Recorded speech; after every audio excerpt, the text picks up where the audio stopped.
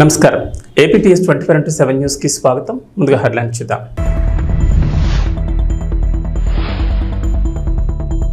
ఉచితాల కోసం ప్రజలు ఎదురు చూసే పరిస్థితి రాకూడదు. ప్రతి తెలంగాణ బిడ్డకు మెరుగైన విద్య వైద్యం అవసరం. ఎన్ఆర్ఐలతో భేటీలో సీఎం రేవంత్ రెడ్డి.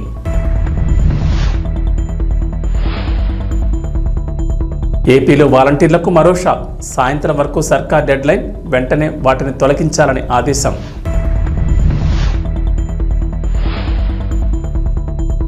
రోజా అనిల్ కుమార్ పేరు చెప్పి ఉద్యోగాల పేరుతో టొకారా. టీటీడీలో ఉద్యోగాల పేరుతో మోసం చేసినట్లు ఫిర్యాదు.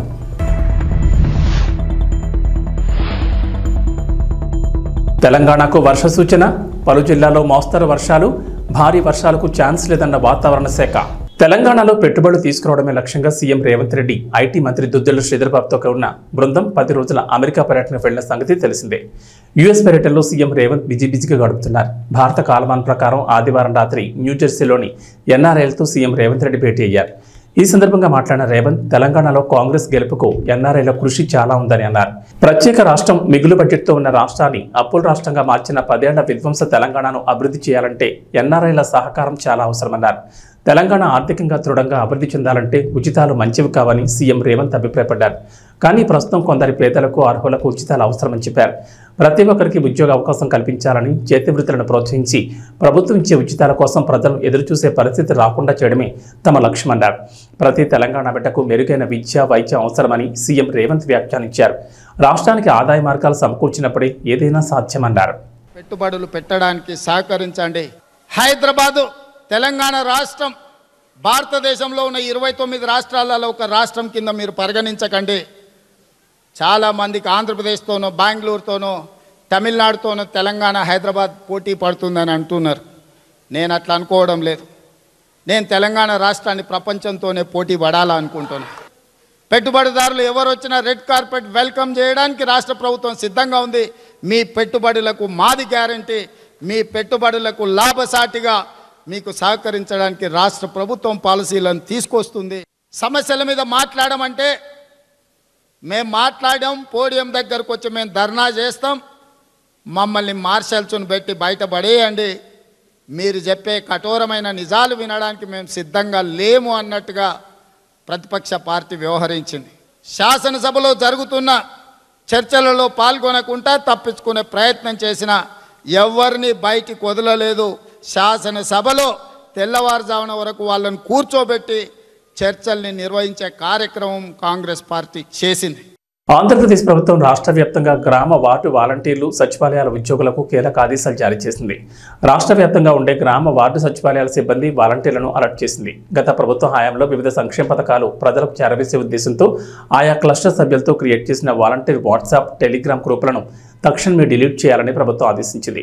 గత ప్రభుత్వ హయాంలో ఎటువంటి ఆదేశాలు లేకుండానే వాలంటీర్లు స్వయంగా తమ క్లస్టర్ పరిధిలో ఉన్న సభ్యులను చేర్చి వాట్సాప్ గ్రూపులను, టెలిగ్రామ్ గ్రూప్స్ను క్రియేట్ చేశారని, వీటి ద్వారా ప్రస్తుత ప్రభుత్వ వ్యతిరేక ప్రచారాలకు వాటిని వినియోగిస్తున్నారని ఆరోపణలు వచ్చాయి. ఈ క్రమంలో ప్రభుత్వం సీరియస్గా తీసుకుంది. వెంటనే అటువంటి క్లస్టర్ గ్రూపులను ఆగస్టు 5 సాయంత్రం 5 గంటలలోపు డిలీట్ చేయాలని ఆదేశించింది.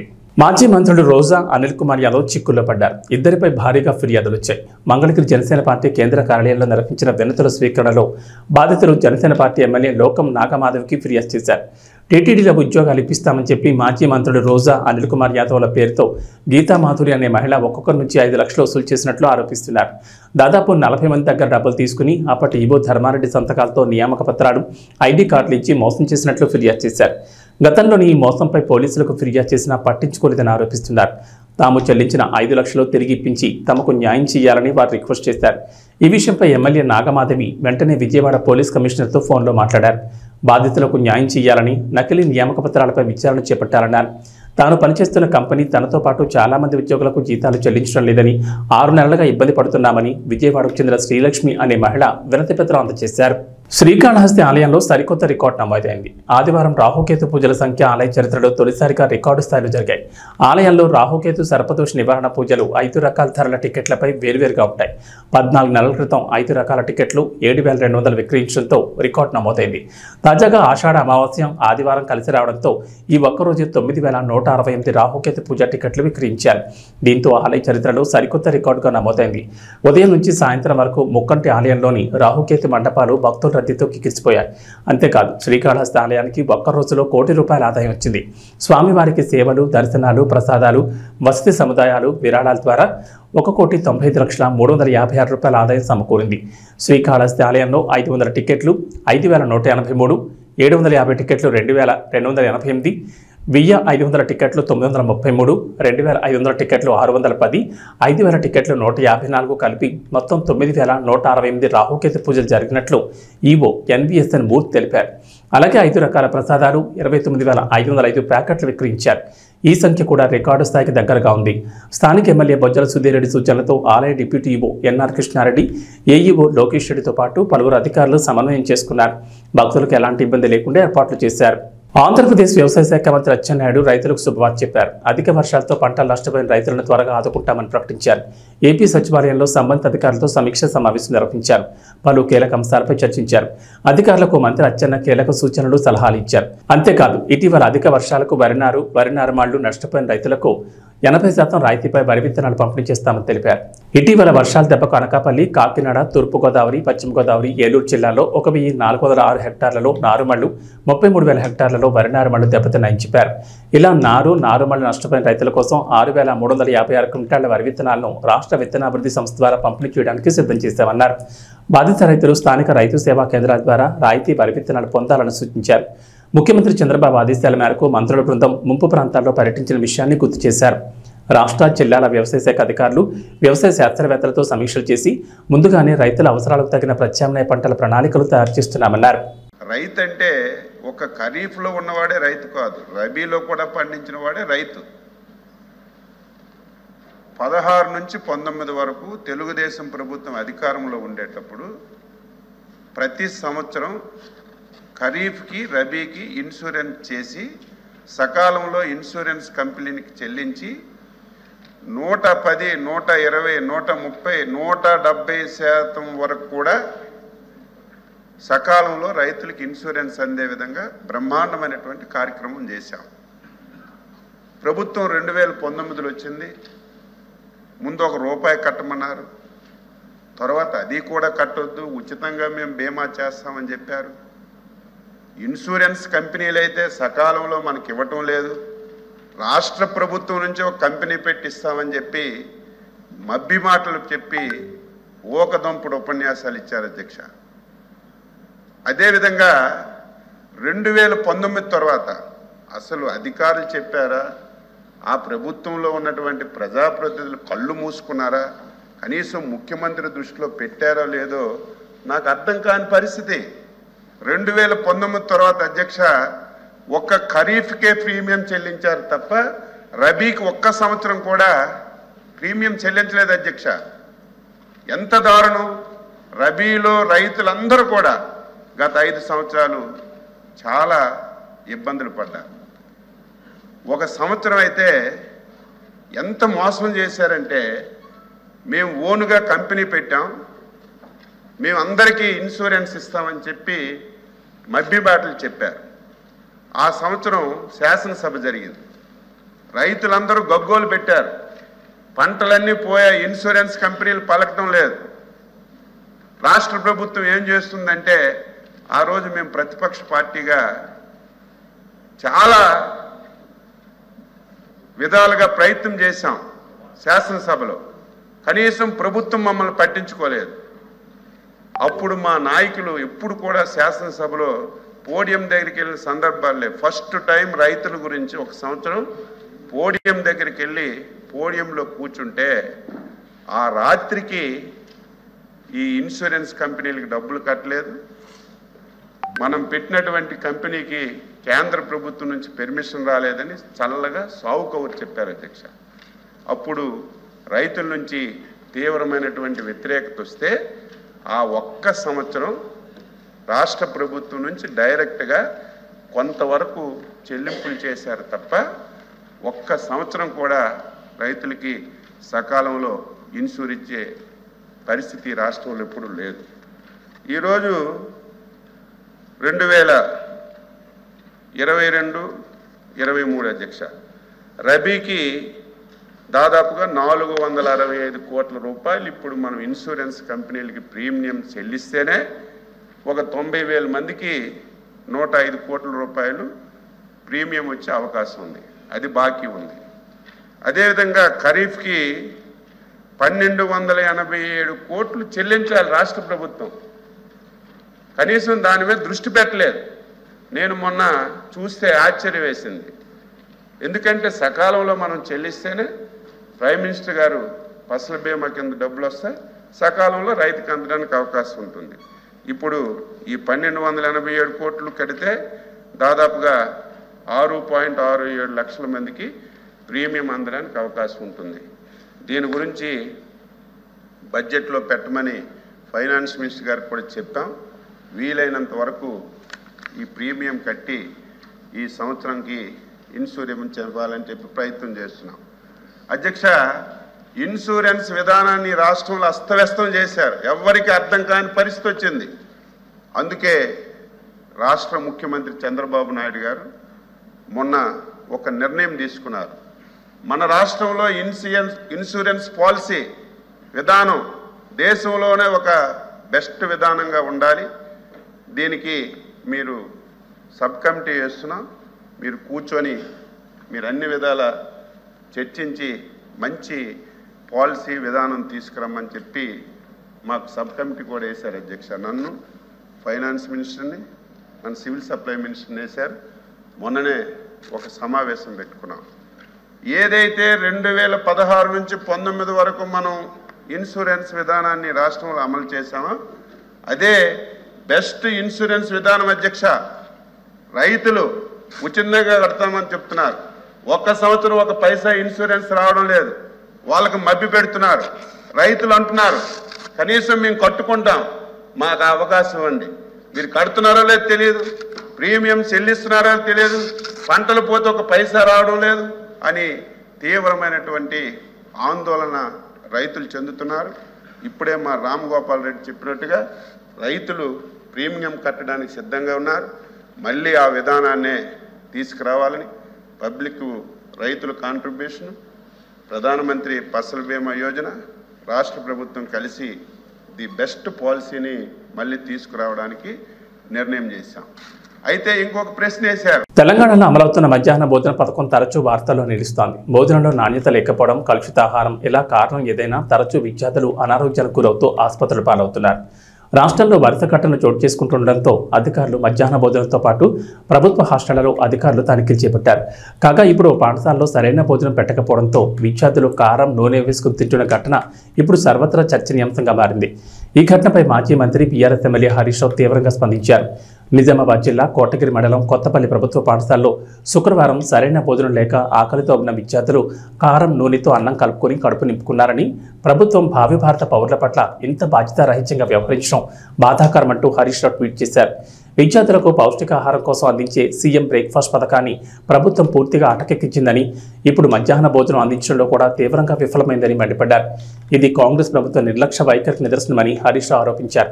మధ్యాహ్న భోజన పథకానికి సంబంధించిన భోజన సామగ్రి బిల్లులు, కుక్ కమ్ హెల్పర్ల వేతనాలు పెండింగ్ ఉండడం వల్ల విద్యార్థులకు సరైన భోజనం అందడం లేదని హరీష్ రావు ఆరోపించారు. డిప్యూటీ సీఎం మల్లు భట్టి విక్రమార్క వెంటనే స్పందించి మధ్యాహ్న భోజన పథకం పెండింగ్ బిల్లులను, కార్మికుల జీతాలను చెల్లించి ప్రభుత్వ పాఠశాలలో చదువుకునే విద్యార్థుల కడుపు నింపాలని హరీష్ రావు డిమాండ్ చేశారు.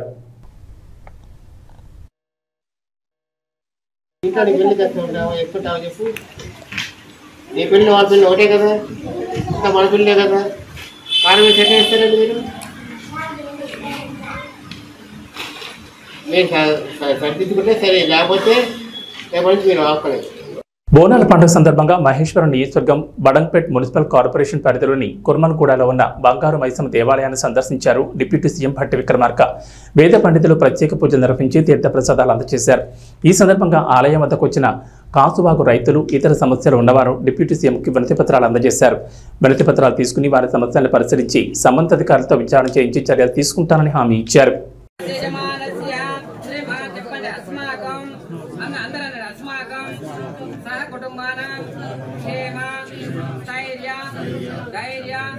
విజయ అభయ ఆయువు ఆరోగ్య అభివృద్ధి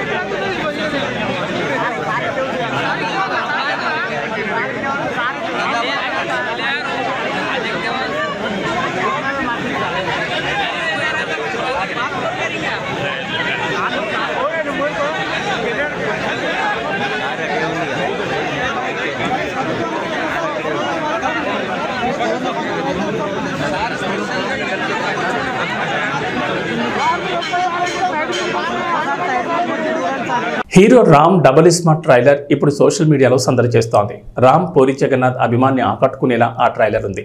ట్రైలర్ చూస్తుంటే ఇస్మార్ట్ శంకర్ మాదిరిగానే కనిపిస్తోంది. ఈసారి సంజయ్ దత్తును పెట్టి పూరి ఏదో కొత్తగా ట్రై చేసినట్లు అనిపిస్తోంది. ట్రైలర్ లాంచ్ ఈవెంట్ను ఆదివారం వైజాగ్లో నిర్వహించిన సంగతి తెలిసిందే.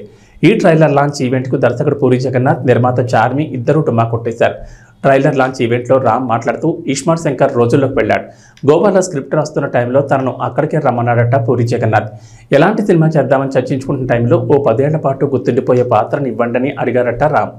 అప్పుడే ఇస్మార్ట్ శంకర్ క్యారెక్టర్ను డిజైన్ చేశారట. ఇది ఒక మెంటల్ మాస్ క్యారెక్టర్ అని అన్నాడు రామ్. ఆ క్యారెక్టర్ గురించి రాస్తున్నప్పుడు ఆయన చెబుతున్నప్పుడే ఫుల్ ఎగ్జైట్ అయ్యాను.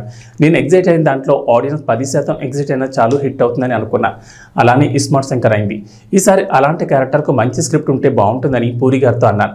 ఆయన ఈ సినిమా కోసం చాలా కష్టపడ్డారు. ఆయన కెరీర్లో ఇంత ఆలస్యంగా తీసిన సినిమా ఇదే అన్నారు.